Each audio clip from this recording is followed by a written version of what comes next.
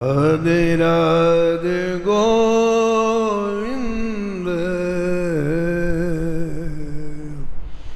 गोविंद राधे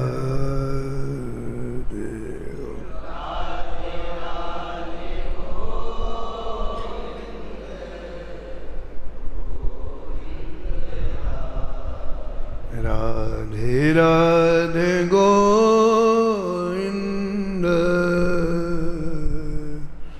गोविंद राधे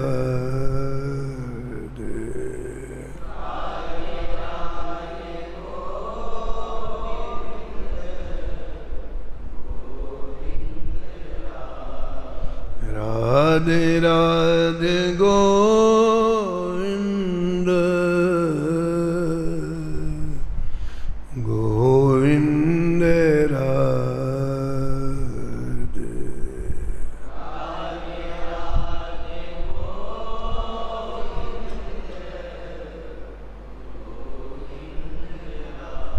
श्री जानकी वल्लभ लाल की श्री मंगल मूर्ति हनुमान जी महाराज की सपरिकर श्री भक्तमाल जी की श्री स्वामी अग्रदास जी महाराज की श्री गोस्वामी नाभाजी महाराज की श्री प्रियादास जी महाराज की सब संत भगवान की श्री वृंदावन धाम की श्री बांके बिहारी लाल की श्री यमुने महारानी की श्री महाराज जी की जय जय श्री राम।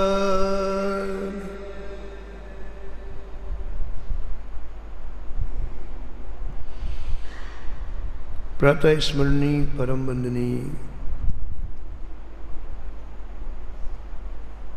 श्री नाभाजी महाराज परम पावन ग्रंथ श्री भक्तमाल में भक्तों के दिव्य चरित्रों का वर्णन किया है। पूर्व प्रसंग में आप श्रवण कर रहे थे हरि वल्लभ सब प्रार्थों जिन चरण रेणु आशा धरी कमला गरुड़ सुनंद आदि षोडश प्रभु पद रति हनुमंत जामवंत सुग्रीव विभीषण सबरी खगपति ध्रुव उद्धव अम्बरीश विदुर अक्रूर सुदामा चंद्रहास चित्रकेतु ग्राह्य गज पांडव नामा कौसारो कुंती वधु पट ऐचत लज्जा हरि हरि वल्लभ सब प्रार्थों जिन चरण रेणु आशा धरी।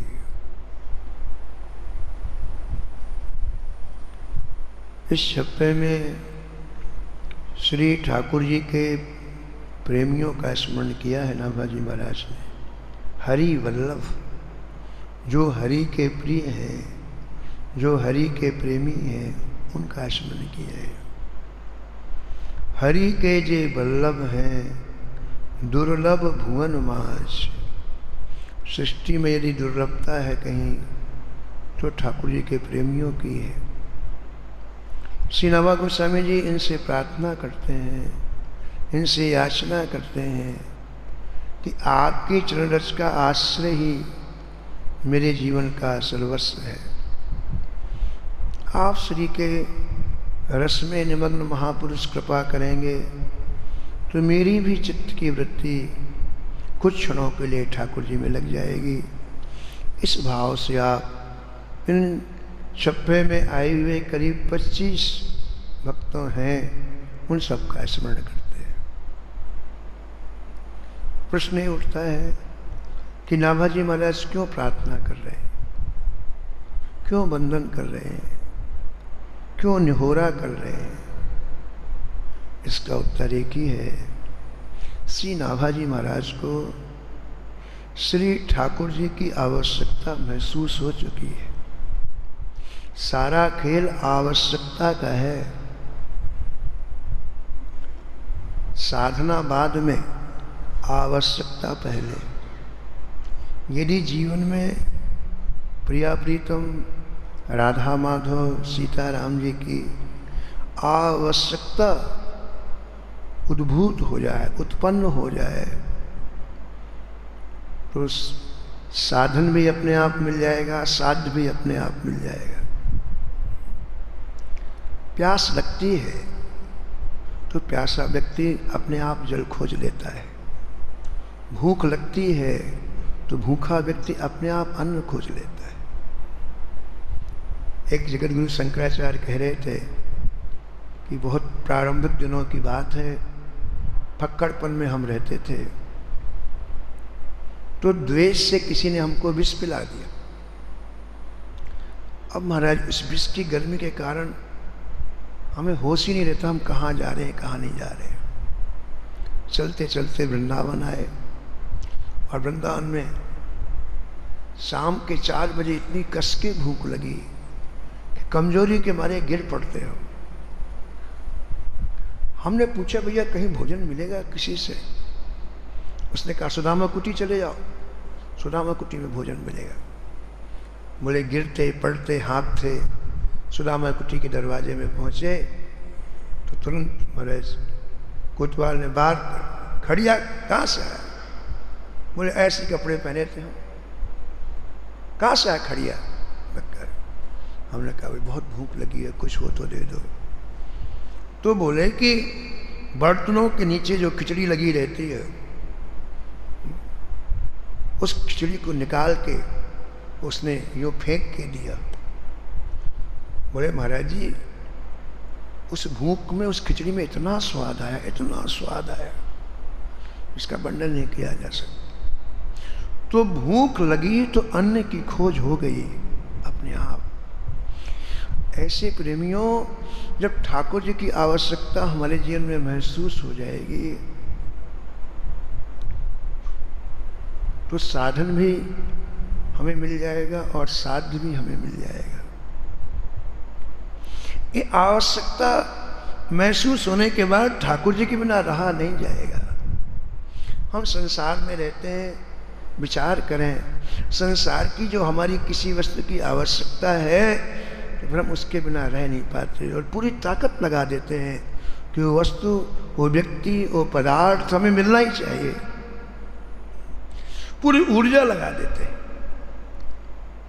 ऐसे जिस दिन ठाकुर जी की आवश्यकता हमारे जीवन में क्रिएट हो जाएगी, उत्पन्न हो जाएगी, प्रेमियों, फिर कोई देर नहीं है हमारे लक्ष्य की पूर्ति में श्री ठाकुर जी के साक्षात्कार। ये आवश्यकता कैसे उत्पन्न होती है? जिन्होंने अपने जीवन में ठाकुर जी की आवश्यकता का अनुभव किया है, महसूस किया है, उनका संग करें, उनकी वाणी सुने, उनके बीच में रहें। हमें संसार क्यों अच्छा लगने लगा? संसार के बीच में हम रहे, संसार के व्यक्तियों के साथ में रहे, उनकी बातें सुनते सुनते सुनते हमको लगा इससे श्रेष्ठ कुछ भी नहीं है। ऐसी प्रेमियों, इन महापुरुषों के बीच में रहते रहते, उनकी वाणी सुनते सुनते एक दिन श्री ठाकुर जी हमें परम आवश्यक महसूस होने लगेंगे। ये हृदय की बात है, ये अंदर की बात है। ये बाहरी जो परिवेश है ना, इसका कोई विशेष योगदान भक्ति में नहीं है। भक्ति केवल अंतःकरण की चीज़ है, हृदय की चीज़ है। हम सभी में रहे आए, परिवार में रहे आए, लोगों के बीच में रहे आए, लेकिन अंदर ऐसी आवश्यकता महसूस हो जाए कि ठाकुर जी के बिना रहा ना जाए। आवश्यकता ही व्याकुलता उत्पन्न करती है। आवश्यकता है कैसे महसूस होगा? व्याकुलता, व्याकुलता। एक छोटा सा बालक, स्कूल में पढ़ने वाला छोटा सा बालक, सत्संग में सुन लिया, उसने गीता के सत्संग में सुन लिया, श्रीमद् भगवद गीता के, कि समय बहुत थोड़ा है, बड़ी तेजी से जा रहा है, मानव जीवन में भजन कर लेना चाहिए। बस इतनी पंक्ति सुन ली उसने और महाराज जी भजन करने में लग गया। स्कूल में भजन करने में लग गया, भजन पढ़ने भी जाता और भजन भी करता है। महाराज जी उसने ऐसा अभ्यास बनाना प्रारंभ किया, 1 घंटे, फिर 2 घंटे, फिर 4 घंटे, फिर 5 घंटे, फिर 6 घंटे। अरे वह तो 18 घंटे भजन करने लग गया। भगवान श्री कृष्ण प्रकट हुए, बोले बालक अब तुम वृंदावन आओ, सीधा वृंदावन आओ बस, और वहां रह करके मेरा भजन करो। वो बालक आगरा में पढ़ता था, आगरा से पैदल पांव चल करके सीधा वृंदावन आया। सीधा वृंदावन में आने के बाद उसके मन में एक बात आई कि मैं कहाँ भजन करूं वृंदावन में, श्री ठाकुर जी की आज्ञा भजन करने कहाँ करूं। तो जब उसको समझ में नहीं आया तो सीधा वृंदावन की परिक्रमा करने लग गया, और परिक्रमा करते करते करते करते ये अभी हम लोग जहाँ चामुंडा कहते हैं ना, उससे थोड़ी आगे एक बरगद का वृक्ष है, और यमुना जी वहीं से बहती थी, नज़दीक से यमुना जी बहती थी। वहाँ जैसे वो बालक आया वैसे आकाशवाणी हुई। बालक ओम, उनका ओम नाम था, तुम यहीं बैठ करके भजन करो। ये वह स्थली है जहाँ मैं राधा रानी का नित्य श्रृंगार करता हूँ। श्री धाम वृंदावन में, श्री अयोध्या जी में अभी भी ऐसी दिव्य स्थलियाँ हैं जहाँ मात्र 24 घंटे रहने से भगवान का साक्षात्कार प्राप्त हो जाता, केवल 24 घंटे। लेकिन प्रेम में फिर वही बात, आवश्यकता हो जीवन। वो वहाँ भजन करने के लिए बैठ गए। उस वट वृक्ष के नीचे कोई व्यवस्था नहीं, कोई सुविधा नहीं, कुछ भी नहीं, जंगल चारों तरफ। वहाँ बैठ गए, भजन करने लग गए। दूसरे दिन बड़े बड़े काले सर्प आए, 2 बड़े बड़े भयंकर फन उठाए हुए सर्प आए, उनके सामने खड़े हो गए ऐसे। अब उस बालक के हृदय का चिंतन देखो आप। बालक सोचता है कि मैं भजन कर रहा हूं तो कोई भी व्यक्ति आएगा वो ठाकुर जी का भेजा हुआ तो आएगा, ये ठाकुर जी के भेजे हुए, ये जो 2 सर्प आए ये ठाकुर जी के भेजे हुए, ये मेरे भक्षक नहीं है, रक्षक है। श्री ठाकुर जी ने मेरी रक्षा के लिए नहीं भेजा है तो कोई हिंसक पशु समीप में ना आने पाए। ये भक्षक नहीं है, ये रक्षक है।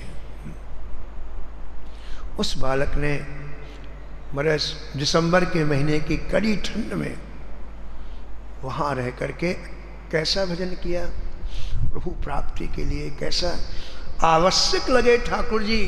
तो संसार की वस्तुएं भूल गई, व्यक्ति भूल गए, संबंध भूल गए, शरीर का सुख भूल गया, अब मुझे केवल ठाकुर जी चाहिए।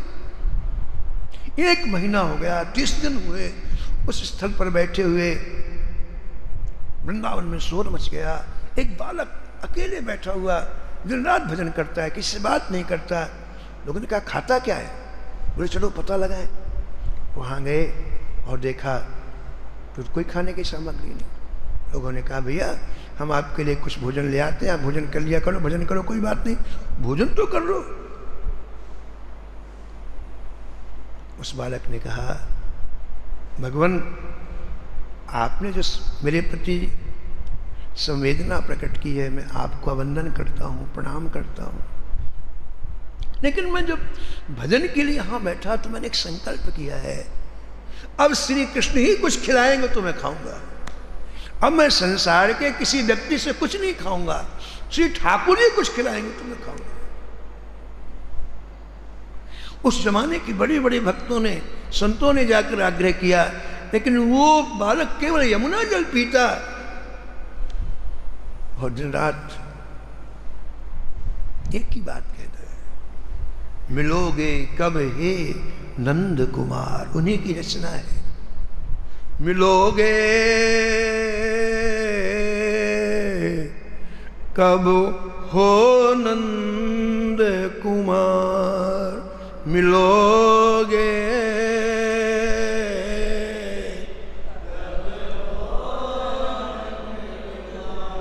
कब हो नंद कुमार, कब हो नंद कुमार।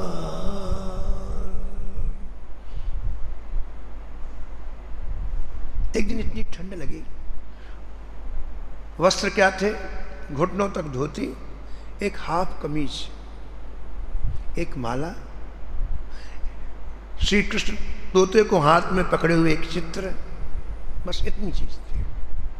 सामने रख करके बस ठाकुर जी के नाम का स्मरण करते। तो एक दिन बड़ी कड़ाके की ठंड लगी, इतनी यमुना किनारे उस समय ठंड भी बहुत पड़ती थी। ये करीब 80 वर्ष पहले की बात है, ठंड भी पड़ती। तो मेरी रात में थर थर कांपने लगा वो बालक, ऐसे थर थर, दांत बजने लग गए। उसने रो करके कहा, हे नाथ, ठंड सहन नहीं होती, रो करके कहा। उसी समय एक संत प्रकट हुए, पूरा सफेद, शुभ्र वस्त्र उनके, शुभ्र गात उनका, अद्भुत तेज। उन्होंने उस बालक के सिर पर हाथ रखा, बेटे घबराओ मत, एक तुम्हारी अंतिम परीक्षा है, बिल्कुल अब बस तुम्हारा लक्ष्य बिल्कुल समीप में आ गया, घबराओ मत, घबराओ मत, घबराओ मत। एक सफेद कंबल दिया उन संत ने, सफेद बिल्कुल शुभ्र कंबल दिया, बेटे इसको ओढ़ लो। वो जब तक प्रणाम करने के लिए सिर झुकाया तब तक तो अंतर्ध्यान हो गए। उस कंबल को ओढ़ करके उस बालक ने 70 दिन तक भजन किया। कितने दिन तक? 70 दिन तक। लेकिन जो आवश्यकता थी वो शरीर को दुर्बल नहीं होने दिया। उसकी मन वृत्ति चित्त ठाकुर जी में इतनी समाहित हो गई कि शरीर में कोई रोग नहीं हुआ। मन तहां जहां रघुबर वैदेही, मन तहां जहां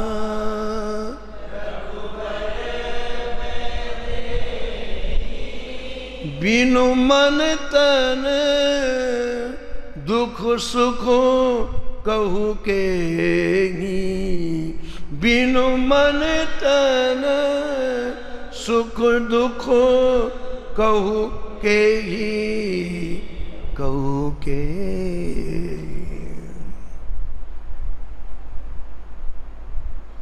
ठाकुर जी के प्रति व्यक्ति सच्चा हो, ठाकुर जी के प्रति मिलावट नहीं चलती है, कपट नहीं चलता है। हम जैसे हो वैसे ठाकुर, कोई बात नहीं, हम पापी हैं तो पापी बन के ठाकुर जी के पास है। मिलावट दम्भ मत करो। हमारे जीवन में अभाव है तो अभाव लेके ठाकुर जी के पास है। क्यों? क्योंकि अंदर की जानते हैं। संसार के व्यक्ति से आप छिपा सकते हो, दुर्भाव कर, लेकिन ठाकुर जी तो यहीं बैठे हैं ना बाबा, उनसे क्या छिपाना। स्वामी सर्वज्ञ से चले ना चोरी चार की, स्वामी सर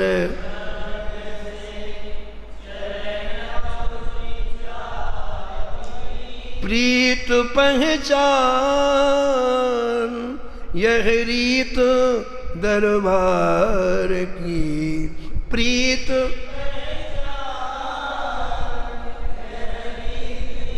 दरबार की, यह रीत दरबार, यह रीत दरबार।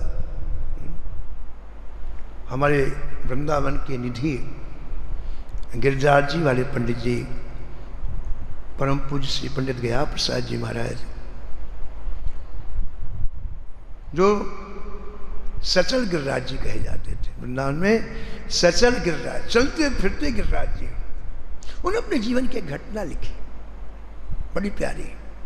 वो कहते हैं कि जब मैं गृह जीवन में था तो मेरा जो एक पुत्र था उसके प्रति मेरी ममता थी, और ममता अत्याधिक थी। एक बार मैंने उसे डांट दिया, थप्पड़ मार दिया किसी का गलती करने से, तो वो भाग गया। अब भाग गया तो उसको उसकी मुझे बड़ी याद आई, कहाँ गया होगा, क्या खाया क्या पिया होगा। संयोग से एक जोशी ने बताया कि आपका बेटा इतनी मील दूर पर वहाँ रह रहा है और कुशल से है।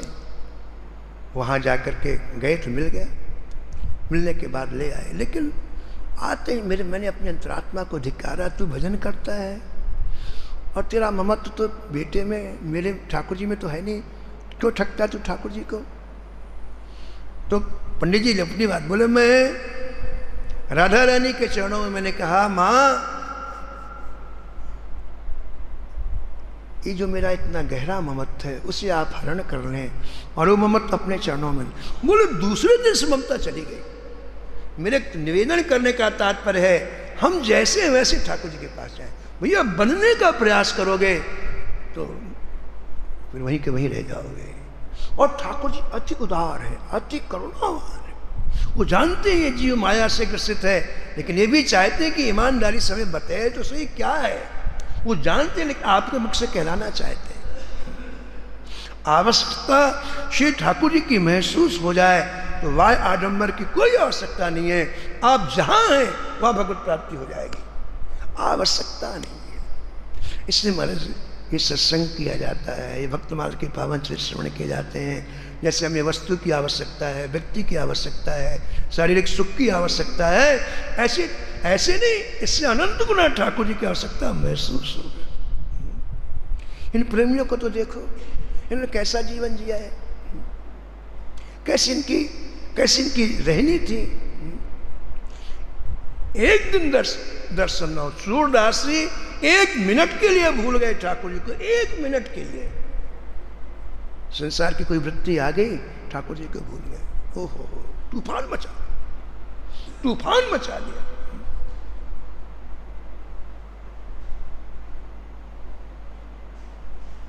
जिहि तन दियो ताहि बिसरायो, जिहि तन दियो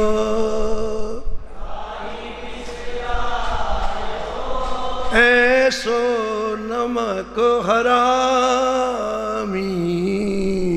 ऐसो नमक कौन कुटिल खल कामी मोसो, कौन कुटिल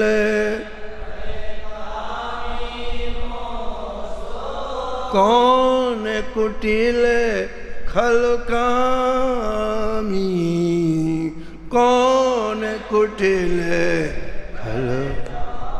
उस बालक ने 70 दिन तक संसार के, उसे तो पहले ठाकुर ही चाहिए, आवश्यकता शरीर का सुख नहीं, संसार के पदार्थों की, अब मुझे ठाकुर जी चाहिए। संत जाते समझाते मुझे ठाकुर जी से मिला दो, मैं आपकी बात मान लूंगा। वृंदावन के संत माथा ठोकते, हमारे मन में इतनी तीव्र इच्छा ठाकुर जी से मिलने की कभी नहीं हुई। ये बालक, हमारी आयु 90 वर्ष की हो गई, 100 वर्ष, ऐसी इच्छा नहीं हुई कि ठाकुर जी हमें मिल जाए, हमें मिल जाए। हमने पढ़ा महाराज उनका चरित्र, उसमें लिखा है उस समय 90 वर्ष के संत, 95 वर्ष संत अपनी कुटिया में बैठ के रुदन करते, जैसे इस बालक की भूख है, हे नाथ हमारे हृदय में भी ऐसी भूख उत्पन्न कर दो। जेहि कर जेहि पर सत्य स्नेहु, सोते ही मिले न कछ संदेहु। 70 दिन हुआ और श्री ठाकुर जी स्वयं विमान लेकर के नारद जी के साथ चामुंडा में आए। जाओ भजन वटवृक्ष के नीचे गए, स्वयं ठाकुर जी आए, साथ में श्री नारद जी। विमान नीचे उतरा,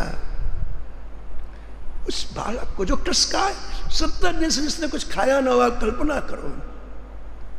श्री ठाकुर जी विमान से उतरे, अपने आजानुभाव फैलाया और उस बालक को छाती से लगा। दिव्य स्वरूप हो गया। घंटों बात की ठाकुर जी ने। श्री नारद जी ने विचार किया कि जब तक ठाकुर जी बात कर रहे हैं, मैं आसपास संतों से मिल लूं। ठाकुर जी, नारद जी विमान से उतर करके यमुना जी के किनारे जो कुटियां जो रात्रि में भजन संत करते थे, उनकी कुटियाओं में चले गए। तो नारद जी आए, चरणों में प्रणाम किया। नारद जी ने कहा, देखो हम इस बालक ओम को लेने के लिए आए, ठाकुर जी भी आए। हमारे मन में आया चलो संतों से मिल लें। ऐसे 3-4 कुटिया में जा कर के सबको नारद जी बता के आए, हम बालक को लेने के लिए आए, दिव्य विमान में साथ में ठाकुर जी के साथ ले जाएगा। इस तरह से महाराज श्री कृष्ण उनको अपने धाम में ले गए और उनकी जैसी इच्छा थी कि जिस गाय का ठाकुर जी दूध पीते थे मैं उसी का पीऊँगा। उस गाय के दूध का पान किया और आज भी वो बालक धाम में रह करके ठाकुर जी की लीलाओं का। तो प्रेमियों, कहने की बात है कि आंतरिक भक्ति आंतरिक होती है। हम धीरे धीरे श्री ठाकुर जी की आवश्यकता महसूस करें जीवन में धीरे धीरे, और उस आवश्यकता को गहरी करें, बढ़ाएं। ये बाहरी चीज़ें से ठाकुर जी का ज़्यादा लेना देना नहीं है। और हमारे साथ जब मृत्यु होती तो अंतःकरण तो जाता है, हृदय जाता है, बाहर की चीज़ तो कोई जाती नहीं है। तो ये चीज़ जितनी संभाल लेंगे मानव जीवन में, ये चीज़ें जितनी बढ़िया कर लेंगे, आगे काम में आएगी। और अंदर हमारे कचरा वैसे का वैसे बना रहा और हमारी मृत्यु हुई तो ये अन्याय किया हमने। श्री ठाकुर जी ने मानव जीवन केवल इसलिए दिया है कि बाकी जितनी योनियाँ हैं, 84 लाख योनियाँ, उसमें कहीं भी व्यक्ति अपने स्वभाव को नहीं सुधार सकता है, अपनी प्रकृति को नहीं सुधार सकता है। आज से 1 लाख वर्ष पहले सांप जैसे रहता था आज भी वैसे रहता है, वैसे ही काटता है, वैसे। आज से 1 लाख वर्ष पहले जैसे सिंह रहता था आज भी वैसे रहता है। इनमें किसी में प्रकृति में परिवर्तन हुआ नहीं हुआ, वो सुधार ही नहीं सकते अपने स्वभाव को। लेकिन मानव जीवन में बड़ा सुधार आया, मानव जीवन में बड़ा स्वभाव में बड़ा परिवर्तन आता है। इसलिए सत्संग के माध्यम से, महापुरुषों की वाणियों के माध्यम से, महापुरुषों के संग के माध्यम से सबसे पहला काम हमें करना है, श्री ठाकुर जी की आवश्यकता हमारे जीवन में महसूस हो। हरि भजले हरि भजले, हरि भजने का मौका है। हरि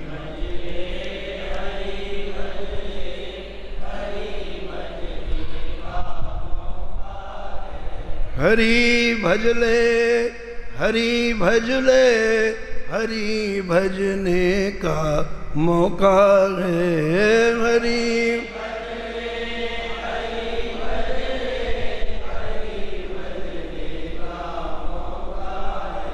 ये मौका चूक न जाए, ये मौका भी अनोखा है। ये मौका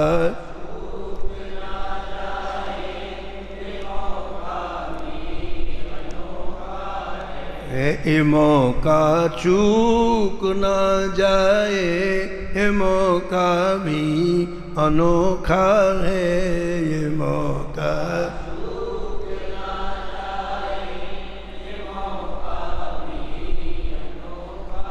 तो ये बात आपको इसलिए कही गई कि आपने परसों जो चरित्र श्रवण किया था परम भागवत श्री विभीषण जी का, तो उनके चरित्र तो अनंत हैं, हमने आपको परसों कहा था। लेकिन एक भाव जो विभीषण जी का बहुत प्रिय लगा भक्तमाल के टीकाकार श्री प्रियादास जी को, वो आज सुन रहे थे कि विभीषण जी यद्यपि लंका में है, विभीषण जी लंका के राजा हैं, सारे व्यवहार करते हैं, लेकिन उनके हृदय में कितनी लबालब श्री ठाकुर जी के लिए भक्ति भरी हुई है। श्री ठाकुर जी की आवश्यकता कितनी गहरी है, अंतःकरण की वृत्ति कितनी मरज ऊंचाई पर है, ये प्रसंग बताता है। जैसे बुखार को दिखाया नहीं जा सकता है ना, कोई कहे बुखार दिखाओ, नहीं दिखाया है। बुखार जानने के लिए थर्मामीटर लगाना पड़ता है, डॉक्टर थर्मामीटर लगाता है और कहता है भाई 104 डिग्री है, 105 डिग्री है ना। ऐसे प्रेम दिखाया नहीं जा सकता, किसी घटना से अभिव्यक्त होता है। कोई ऐसी जो घटना है जी उससे अभिव्यक्त होता है। तो विभीषण जी का कितना प्रेम है श्री राम में, कितना लगाव है, वो इस प्रसंग से पता चलता है। भक्ति जो विभीषण की कहे सो कौन जन, ए पे कछु कहीं जात सुनो चित लाए के, सुनो चित लाए के। यहाँ प्रियादास जी कहते हैं कि भक्त के चरित्र को कहना बड़ा मुश्किल का काम है, नहीं कहा जा सकता। उन कहने में ऐसी गहराई हो, ऐसे कहने में गहरे भाव होते हैं, वो अभिव्यक्ति नहीं करते। लेकिन फिर जब कहा नहीं जा सकता तो फिर क्यों कहते हैं? तो प्रियादास जी कहते हैं कि इसलिए कहा जाता है कि इन जो भी हमको इतनी गहराई में तो हम जा नहीं सकते, लेकिन संतों की कृपा से जो चरित्र हमें प्राप्त है, वो चरित्र कहने से हमारी वाणी सफल होती है, हमारा चित्त निर्मल होता है, हृदय निर्मल होता है। इसलिए जितना पता उतना कहो, जितना समझ में आए उतना कहो। आगे कहते हैं सुनो चित्त लायक। भक्तों के चरित्र का एक एक शब्द बड़ा मूल्यवान है, एक शब्द से ही कल्याण हो जाता है। इतना पावरफुल है, इतना ऊर्जा युक्त भक्तों का चरित्र है कि एक शब्द कल्याण कर देता है। हम लोग जहाँ रहते हैं पास में तरास मंदिर मोहल्ला कहलाता है, इस पास में कलकत्ता में लाला बाबू करके एक बहुत बड़े जिम्मेदार थे, बहुत बड़े जिम्मेदार थे, बड़े शौक उनके महाराज। तो सायंकालीन और गंगा जी घूमने के लिए आते, कोई गंगा जी से कोई धार्मिक लगाव घूमने के लिए आते। तो जब उनका रथ निकलता, बग्घी निकलती घोड़ों की, तो उस मार्ग को पहले धुलवाया जाता, फिर पूरे मार्ग में इत्र छिड़काया जाता, तब उनकी बग्घी निकलती। और गंगा किनारे की हरियाली देखना, कुछ देर वहाँ बैठ करके बात करना, ये इनका क्रम था रोज का। आज वो बग्घी से आए और गंगा के किनारे बैठे हुए हरियाली देख रहे थे, तो देखते देखते सूर्यास्त हो गया। इतने में कोई मल्लाह की बेटी बोली, जो नाव चलाते ना, मल्लाह की बेटी बोली, पिताजी दिन ढल गया है, रोटी खा लो। पिताजी दिन ढल गया, रोटी खा लो। इतनी बोली, मल्लाह की बेटी बोली अपने पिताजी से, 8-9 वर्ष की लड़की थी, पिताजी दिन ढल गया, रोटी खा लो। अबे यहाँ बैठे, उधर मल्लाह की बेटी कोने बोल रही है, इनके कान में क्या सुनाई पड़ा, भजन कर लो। रोटी की जगह इनके कान में क्या, भजन कर लो, आयु समाप्त होने वाली। वो तो बोली कि रोटी खा लो, दिन ढल गया है, इनको सुनाई क्या पड़ा, भजन कर लो, आयु समाप्त होने वाली। महाराज जी ऐसा शब्द अंदर घुसा, सीधे वहां से वृंदावन चले आए, फिर घर वापस नहीं गए, सीधे वृंदावन आए। वहां की स्टेट बेच करके पूरा, अभी जितनी जमीन है, कई एकड़ जमीन खरीद करके श्री ठाकुर जी का दिव्य मंदिर बनवाया, और मंदिर बना करके फिर यहाँ से रंग जी के मंदिर के पास में लाला बाबू जी का मंदिर है। एक शब्द काम करता है, एक शब्द, वो नहीं, एक शब्द। इसलिए यहाँ लिखा है सुनो चित्त लाए के। भक्तों के चरित्र चित्त लगा करके सुनो। चित्त लगाने का मतलब ये, हम यहाँ बैठे हैं, मन से कुछ सोच रहे हैं, मन कहीं जा रहा है, ऐसा नहीं। पूज्य महाराज जी मथुरा दास जी महाराज कहते थे कि सत्संग का समय मणि के समान है। मणि छोटी होती है, बिल्कुल छोटी, लेकिन आप देश का देश खरीद सकते हैं, पूरा देश आप परचेज कर सकते हैं, खरीद सकते हैं एक मणि से। सत्संग का समय छोटा है, 1 घंटे का है, 60 मिनट का है, लेकिन बड़ा मूल्यवान है। श्री महाराज जी कहते थे इस सत्संग के समय में काल चाहे कि मैं प्रवेश करना, नहीं कर सकता है। पहली बात, सत्संग के समय में काल में क्षमता नहीं है कि वो प्रवेश कर जाए। और दूसरी बात, जितनी देर आप सत्संग में बैठते हैं, श्री राम जी स्वयं उस व्यक्ति का नाम लिख करके उस टाइम को नोट करते हैं स्वर्ण अक्षरों में। कोई कोई कोई सेक्रेटरी नहीं, कोई असिस्टेंट नहीं। जितनी देर जितने लोग सत्संग में बैठे हैं, श्री जानकी वल्लभ लाल जी महाराज डायरी लेकर, कागज लेकर के उसके नाम लिखते हैं। इसने इतने सेकंड, इतने मिनट ये भी लिखते हैं, आज सत्संग किया, स्वर्ण अक्षरों में। और वो सत्संग का समय काल की क्षमता नहीं है कि उसे हजम कर सके। बाकी सब चीज काल हजम कर देता है, दान करो, पुण्य करो, तो सब खत्म कर। लेकिन सत्संग का समय इतना वैल्यूएबल है, सत्संग का समय इतना मूल्यवान है कि काल की हिम्मत नहीं है कि उस समय को नष्ट कर दे।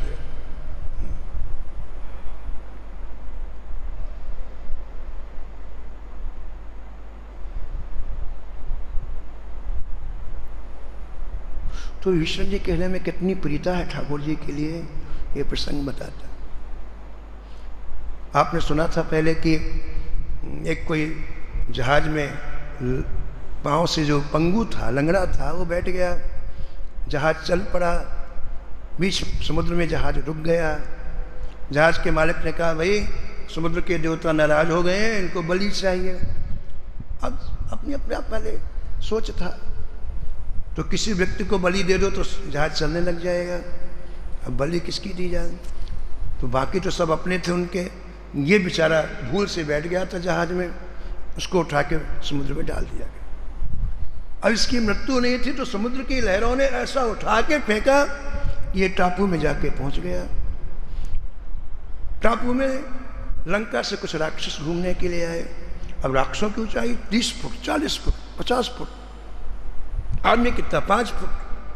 तो उनको लगा कि कोई छोटा सा जंतु है। इतने बड़े बड़े उनके हाथ, महाराज जी को ऐसे गेंद के सरिये पकड़ लिया।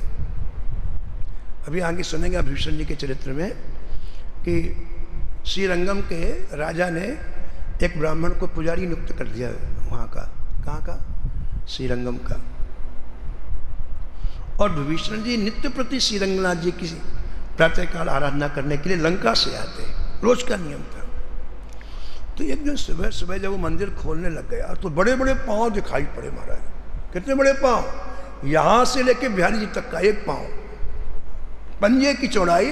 हम यहाँ लोग यहाँ बैठे हैं, यहाँ से लेके बिहारी जी, इतना बड़ा पांव दिखाई पड़ा। बोले भैया कौन आता है? ये तो कोई मनुष्य के पांव है नहीं, छुप के मैं देखूं। तो उस दिन वो मंदिर में छिपा रहा, गया लेके। विष्णु जी अपने समय पर आए और आए, पूजन किया और देखता रहा ये कहाँ से आते हैं। पता लगाने के लिए जो पुष्पों की डलिया लाए थे विष्णु जी, उसी में बैठ गया चुपचाप। लेके गए, तुम लंका पहुंच गए हो। लंका पहुंच गया तो बड़े बोले भैया कौन हो आप? उसने पूरी बात बताई। तो बहुत सारे उसको मणि रत्न दे करके विदा किया। तो इतनी बड़ी उनकी आकार होता है कि समुद्र को, वो टापू में वो जो पंगु व्यक्ति था उसको ऐसे गेंद के सरी को उठा लिया। उनका ये नई चीज है, अपने राजा को देंगे। तो उसे लेकर के विभीषण जी के पास आए। अब देखो आप, अब अंदर के भाव को देखो, कितना बढ़िया सजीव वर्णन किया प्रियादास जी ने। चाहे लागो टापू ताही राक्षसन गोद लियो, जाए लागो टापू ताही राक्षसन गोद लियो। मोद भरी राजा पासु गए किलकाए के, मोद भर राजा पास गए किलकाए। देखत सिंहासन पे कून परे नैन भरे, देखत सिंहासन से कून परे नैन भरे। यही के आकार राम देखे भाग पाए के, यही के आकार राम देखे भाग। अंदर की भक्ति देखो आप, अंदर का लगाव देखो आप, अंदर की आवश्यकता देखो आप। वो राक्षस इनाम की लालच में उस पंगु व्यक्ति को, मनुष्य को नई चीज समझ, वहां तो राक्षस रहते, मनुष्य तो रहता नहीं, तो नई चीज अपने राजा को देंगे इस भाव से इनाम की लालच में हंसते हुए राजा के पास खड़ा किया। सिंहासन में बैठे विष्णु जी ने देखा और देखते ही उन्हें पंगु व्यक्ति नहीं दिखा, उन्हें क्या दिखा? मेरे आराध्य, मेरे प्राणेश्वर, मेरे प्रभु आ गए। व्यक्ति सामने वाला कैसा भी हो, आपके हृदय का जैसा भाव है वैसा दिखाई पड़ेगा, सीधी सी बात है। व्यक्ति को नहीं सुधारना, अपने हृदय के भावों को सुधारना है। सृष्टि को नहीं सुधार सकते, लेकिन दृष्टि को सुधार सकते हैं आप, ये आपकी बस की बात है। कली का प्रवाह चल रहा है, चारों तरफ आग लग रही है कली के प्रभाव से। हम एक एक चीज को सुधारने चले तो लाखों जन्म लग जाए, कुछ सुधरने वाला नहीं। भयंकर पानी की वर्षा हो रही है और हम महाराज पानी को बंद कराने का प्रयास करें, बंद होगा? सावन भादों बंद नहीं होगा। फिर कैसे बचे? छतरी ले लो, तुम बच जाओगे, बरसता रहेगा पानी। छतरी लगा लो, तुम न तुम भीगोगे न पारोगे। बस अपनी दृष्टि सुधार लें। लोगों को सुधारने में न जाने कितने भवसागर में डूब गए। अपनी दृष्टि सुधार करके इस मानव जीवन का परम लाभ प्राप्त कर लेना चाहिए। तो विभीषण जी देखिए कैसा हृदय भाव से भरा हुआ है। वो मनुष्य है सामने खड़ा हुआ, लेकिन विभीषण जी को साक्षात राम का दर्शन हुआ। कैसी सुंदर हृदय की भावना विभीषण जी की है।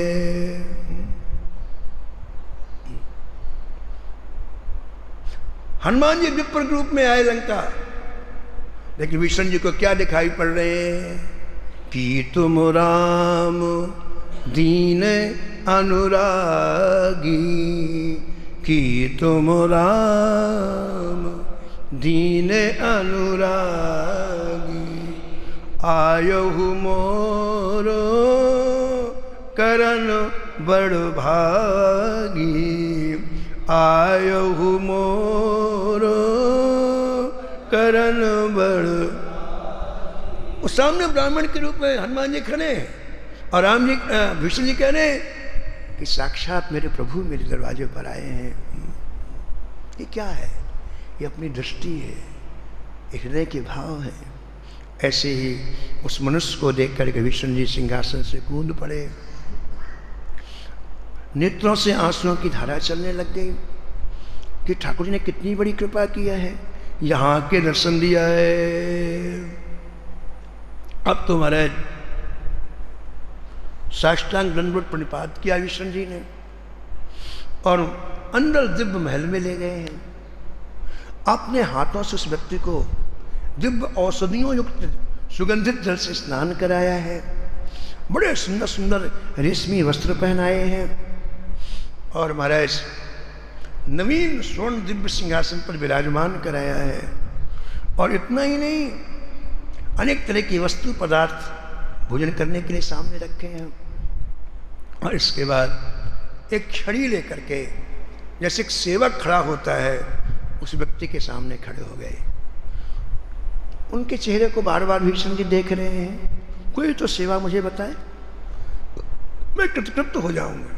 इनके मुख से द्वारा कोई आज्ञा मुझे मिल जाए तो मैं कृतकृत हो जाऊंगा। भाव में डूबे हुए भीषण जी के आंसू नहीं रुक रहे हैं। इसमें लिखा है कि क्षण क्षण में आंसुओं की बौछार भीषण जी की आंखों से निकल रही है। चाहत मुखार बिंद अति ही आनंद भरी, चाहत मुखार बिंद ढरकत नैन नीर टेक ठाड़ो छरी है, ढरकत नैन नीर छाड़ो छरी है, देख छाड़ो छरी है। अब देखो, दृष्टि देखो अपनी अपनी। भीषण जी को साक्षात राम के रूप में वो व्यक्ति दिखलाई पड़ रहा है। राम के शरीर के 2 हाथ हैं, 2 भुजाएं हैं, 2 पैर हैं, तो ये मेरे प्रभु ही हैं, ये दिखाई पड़ रहा है। लेकिन जो बैठा हुआ उसे क्या लग रहा है? जो व्यक्ति सिंहासन पर बैठ उसे क्या लग रहा है? प्रियदास जी कहते हैं उसे ऐसा लग रहा है कि महाराज अब ये राक्षस मुझे बलि देंगे। खिला पिला दिया है, नए नए वस्त्र पहना दिया है, फूल माला पहन, अब तो सूख के कांटा हो रहा है। ये तो प्रसन्नता से इनका हृदय भर रहा है, और जिस व्यक्ति को राम समझ रहे उसकी क्या हालत है? वो सूख के बिल्कुल का अब मारा, अब मरा, अब मरा, अब मरा, अब मरा, अब मरा। अब विष्णु जी ने देखा कि ये मेरे आराध्य हैं, मेरे प्राणेश्वर हैं, इनके मुख में उदासी है, तो मुझे पूछना चाहिए कि कोई चीज़ यहाँ आपकी प्रतिकूल लग रही है क्या? आपको कोई चीज़ का यहाँ अभाव आपको महसूस हो रहा है? ऐसी उदासी क्यों? तो बड़े भाव से प्रणिपात करके हाथ जोड़ करके विष्णु जी ने पूछा, महाराज आपकी उदासी का कारण क्या है? वो तुरंत बोले देखो महाराज विष्णु जी एक काम करो, जब तक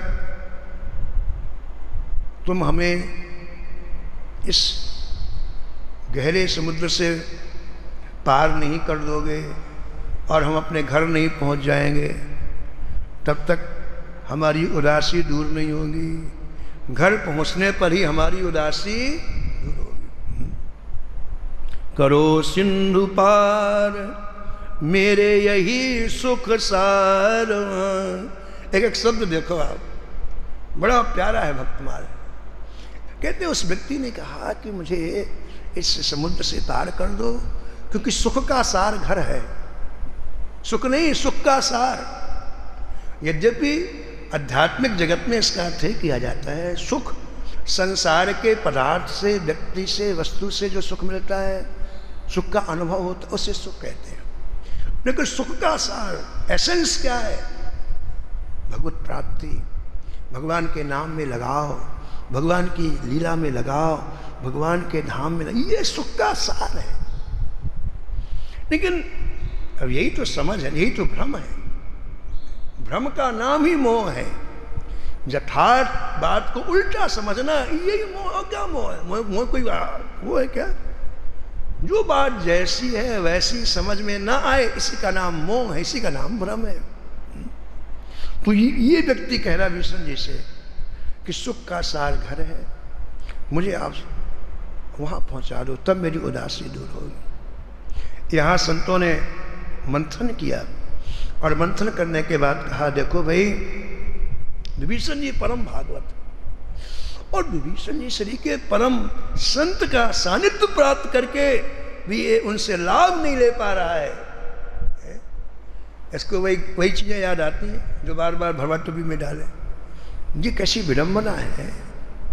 सारे शास्त्र कहते हैं संत मिलन सम सुख जग नाही। सारे शास्त्र कहते हैं तात स्वर्ग अपवर्ग सुख धरी तुलायक अंग, तूल न ताही सकल मिली जो सुख लव सत्संग। वो सत्संग इसके पास है। ऐसा क्यों? तो कहते हैं विष का कीड़ा विष ही खाए, मिश्री सूंघत ही मर जाए। कीड़ा जो विष खाता है उसे विष खाने में ही सुख मिलता है। अगर मिश्री उसके सामने रख दो तो मिश्री की गंध आती, मर जाएगा, उसको गंध लगती है। एक संत हुए श्री स्वामी हरिदास जी की परंपरा में, उनके ये बनाए हुए पंक्तियां हैं। विष का कीड़ा विष ही खाए, मिश्री सूंघत ही मर जाए। श्री बिहारी दास जो जाहि सुहाए, ताबिन तापे रहो न जाए। ताबिन तापे रहो न जाए, रहो न जाए। तो इसको ये देह गेह और ये मित्र कलत्र यही सुखमय प्रतीत हो रहे हैं। समझने सत्संग में बात समझना चाहिए। हम समझेंगे, जानेंगे तो परिष्कृत हृदय होगा, बहुत अच्छी अच्छी बातें हमारे चित्त में आएंगी। हम जानेंगे नहीं तो कैसे चित्त में आएंगे। एक सुना रहे थे कि संसारिक जीवों के दुख को देखकर नारद जी के मन में आई, तो उन्होंने भगवान से शिकायत की कि महाराज कम से कम कुछ लोगों को धाम में बसा लो आप, इतने लोग वहाँ रह रहे हैं मृत्यु लोक में, सब दुखी हैं। भगवान ने कहा नारद जी हमारी भी बात तो सुनो, कोई आना नहीं चाहता, हम क्या करें, हमें तो बहुत जगह खाली है, वैकुंठ में पूरा खाली पड़ा है, कोई नहीं आना चाहता। नारद जी ने कहा देखो महाराज आप तो वैकुंठ से बात कर रहे हैं, मैं अभी मृत्यु लोक जाता हूँ, कम से कम आधे लोगों को लेकर मैं आ जाऊँगा। तो एक नगर में प्रवेश किया, एक अतिवृद्ध कोई व्यापारी था, 90 वर्ष की आयु हो गई थी, उसका पूरा परिवार धन संपत्ति से पूत और पूतों से भरा हुआ था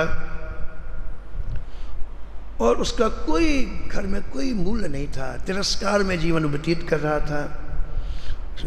तन ढकने के लिए कपड़ा घर वाले नहीं देते थे, भोजन नहीं मिलता था, कभी दे दिया कभी नहीं दे दिया, सुबह शाम कटु वचन सुनाते। नारद जी ने कहा कितना कष्ट में जीव, पहले मैं इसे पहुंचा के आऊँ।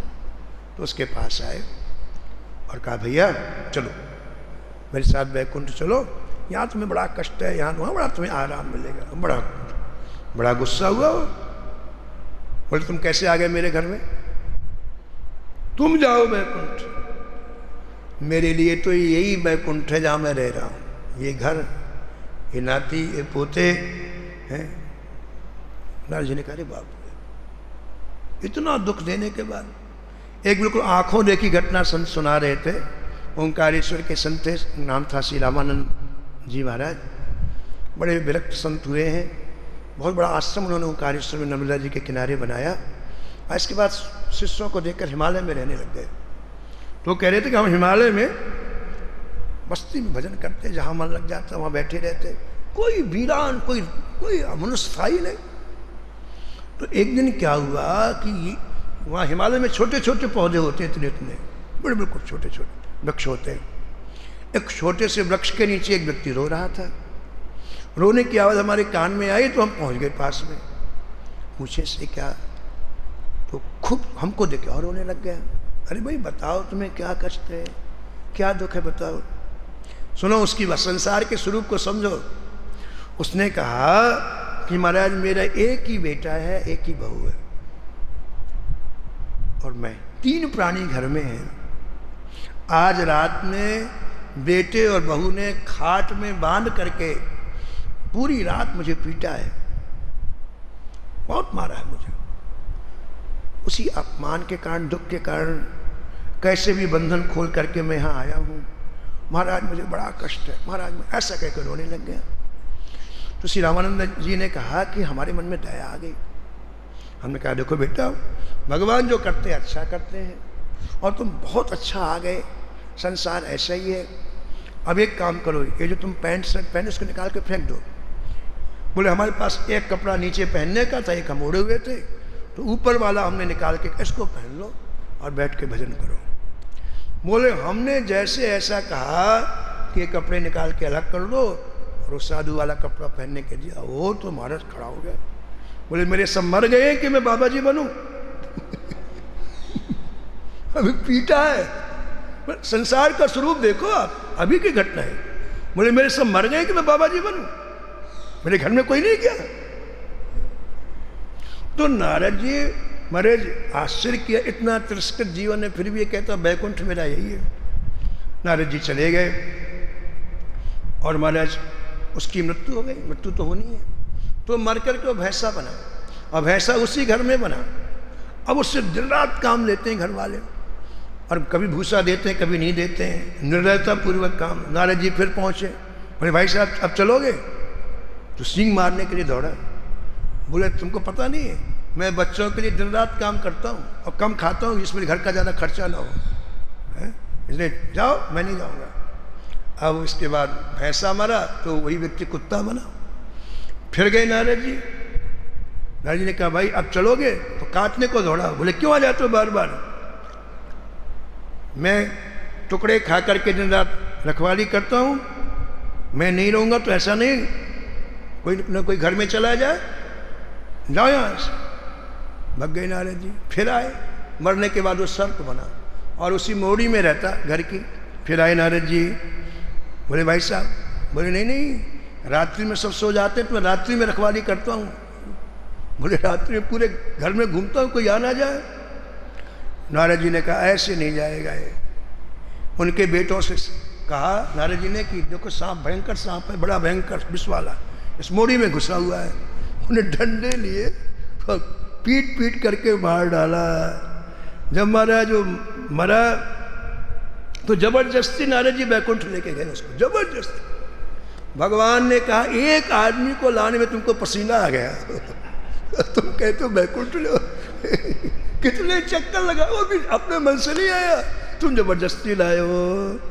तो यहाँ जो बात कही गई सुख सार, भ्रम से हमने समझ लिया कि सुख है। सुख का सार तो केवल श्री ठाकुर जी का भजन है, ठाकुर जी की प्राप्ति है, ठाकुर जी का गुणगान है।